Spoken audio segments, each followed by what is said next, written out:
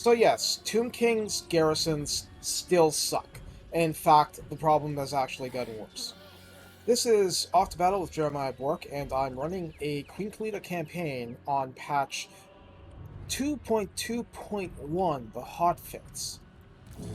And it's not important that this is an extremely small battle at Doomglade. That's not really the issue. And I'm just doing this very casually as I'm talking. The fact that minor settlement battles are extremely rare unless you have an unwalled tier 3 settlement or you have it walled and then you have the walled version of that sort of battle.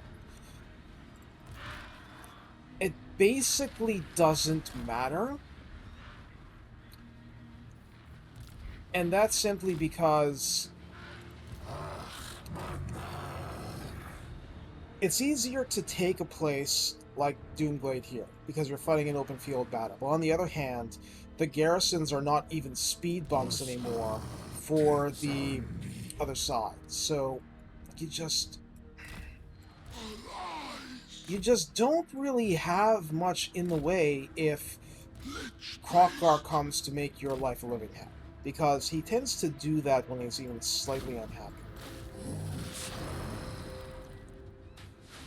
And I have things on blue because I find the trails easier to follow when it's really, really deserty. Here, it's nice and pleasant for these vampires, which is just wrong. Totally wrong. I tried doing a campaign without relying on Caskets of Skulls, but they are very, very good, so yeah.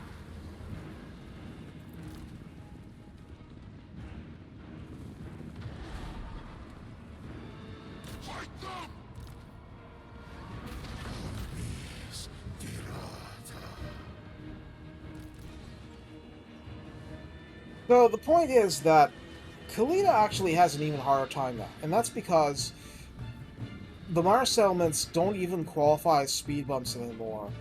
Uh, they're expensive to build up in terms of the garrisons, and the garrisons are just really bad. And the reason is very simple. It's something that's taken a long time for me to really grasp, but the key between a garrison, the key between a Tomb King's force that pulls together and a force that falls apart is morale. That's it. That's all there is to it. It's 100%. It's not 100%, but it's a lot of it is just morale. And if morale is suffering, then you're not getting much done.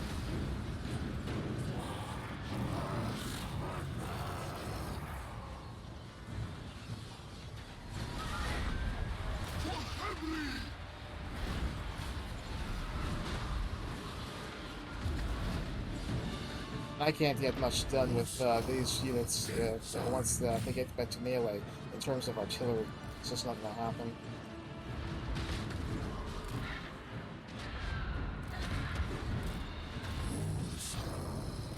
I can to the extent possible, actually, flanking with these units.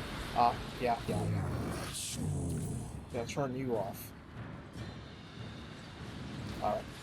Now I'll go and work on one of the blobs. So the point is that, yeah, the skeleton settlements, how do they raise their morale? They just really don't, except for the use of the buildings that you can build in some cases, and then just having the center square. And if you have a large settlement battle with 2 victory points, then it's even worse. It's even worse. You have to plan around it, and basically, I mean, if it's possible to buy off Krokkar, and it's possible to delay fighting Thoric for a long while, the fact that you have such a hard time having armor piercing of any reliability within these armies, it means that you really want to avoid taking on these factions early. If you do, it's just pain. It's not impossible, but it's pain. The roster is good at dealing with less armored targets, but where do you find them? Well, there's only one place you can really go to find them, with Khalida, specifically. And that's going north. That's finding the Skaven and beating their little rat heads in. There's not much else you can do in terms of having a match that you're actually for and clearing out the pile that I'm trying to do here. what I found out is that, yeah, is different uh, on hard. It's unreliable to go after the Doomblade and do the minor army that's there. Rather, you have to take Lamia first, then.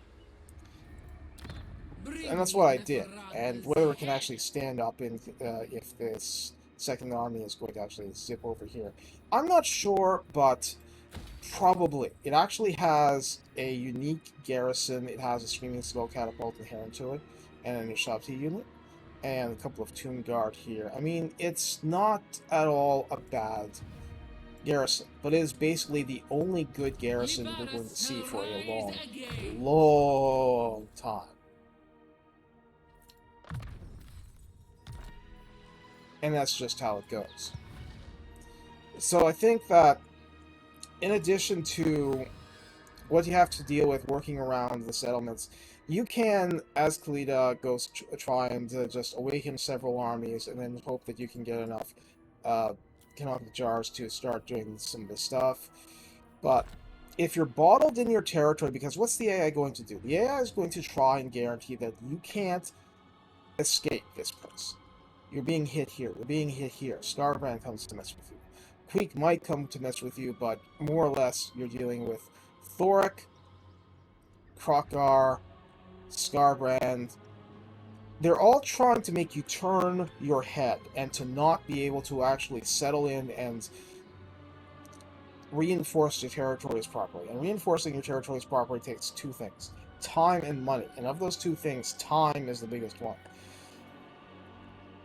Because if you're fighting with an endgame crisis, I mean, it's not in the big picture of things that much time before an endgame crisis happens. You are in a race against time to take as many settlements as possible and to reinforce your forces enough that you can deal with crazy stuff. So what do? Well, as soon as possible, you go north. That's my advice. I think that that's what the campaign should be doing, even though, yeah, it's nice to go after dwarves and all that stuff, and it's nice to go after Crocodile eventually. You just don't want to do it early. You can to a point, but the problem is not the difficulty of fighting the armies. The problem is space and time. You can't leave this area with other forces coming to turn your head, because they will. It's like clockwork. You can't go so far south that you're leaving your back completely undefended, and so on and so forth. It's just the time investment is too high. Now, of these, in the long run, your key to better armies is the Necrotent. That's the best thing you can do early as Khalida. And also, it's taken me a while to really settle in on what I think absolutely is needed, but go Yellow Lad. Khalida is forced to use a very mixed army, and while it's very nice in theory to have Resurrect, it's nice in theory. It's very nice in theory. Leadership is the lack of leadership is one of the big killers in the round. However, if your leader falls, it doesn't matter. So I say, actually go Yellow Line. I mean, you'll eventually do all sorts of stuff, but you can wait for this. You can wait. You don't need to force yourself to try and develop an Archer Dream stack. You're never going to succeed. Archers are going to be nice to be able to have, because you can have this and have your archers be recruited freshly. If you have a destroyed Khalida army, you can just recruit a whole bunch instantly. It's nice, it's thematic, but it's also probably not what you want late game anyway. So, basically it all comes down to, what's your worst nightmare? Your worst nightmare is armies coming up here, and you just don't have enough mass. You don't have enough quality. You don't have enough space and time to be able to take them down. So, for tech, I think that It's important to get a few armies up, but you're never going to get past that with the time available if you're choking, if you have no quality, basically. Because it's Khalida, I actually am going second dynasty so that I can get the reload time reduction. The ammunition isn't important because they get lots of ammunition. But things like the extra armor, uh, it's it's a little, it helps in duels, but missile strength is a very big deal.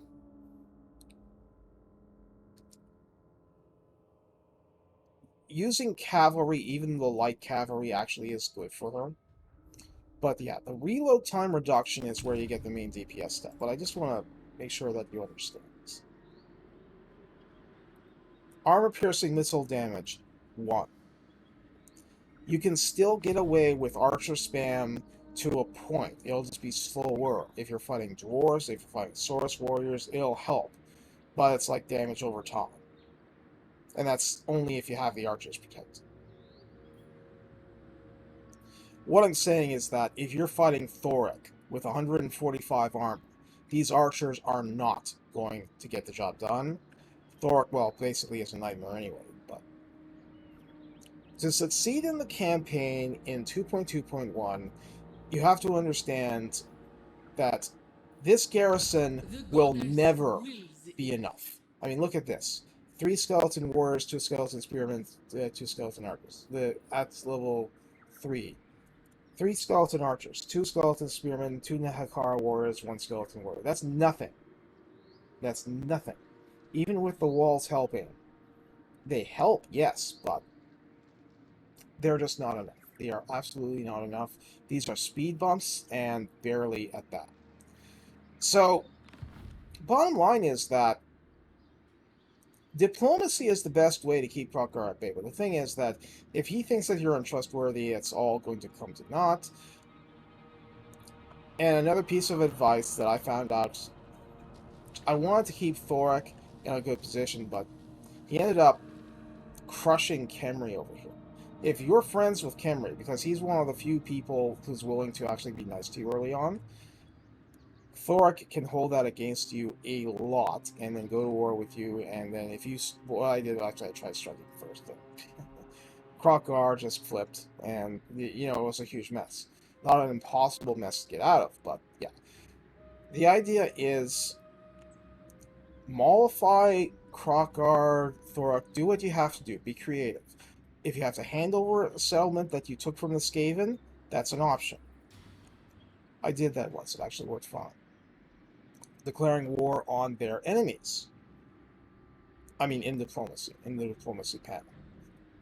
These are the things that can keep your campaign alive much, much longer and give you the time to go after softer targets, and I mean less armored factions. Skaven are a big one. Savage Orcs are a big one. The bottom line is that you don't want your armies that aren't completely made of constructs to be completely useless. You want to be able to actually have your filler units do some damage. Even the Nehakar warriors. They can actually do a fairly decent job if they're in pure melee. And if they're in pure melee against infantry. That mileage varies, obviously. So these are my quick thoughts on 2.2 and 2.2.1, which, you know, allows them to be used in tournaments again. The heals and campaign for this, for Resurrect, for the Restless Dead, they're basically nothing. They're nice, but that's not what's going to save you. And I will mention this one last silly thing, but you want to know what your anti-blob is early on if you don't have artillery, or even if you do. Where are you? The curse. Yeah. Anti-blob. This is like the, I'll just show you this one.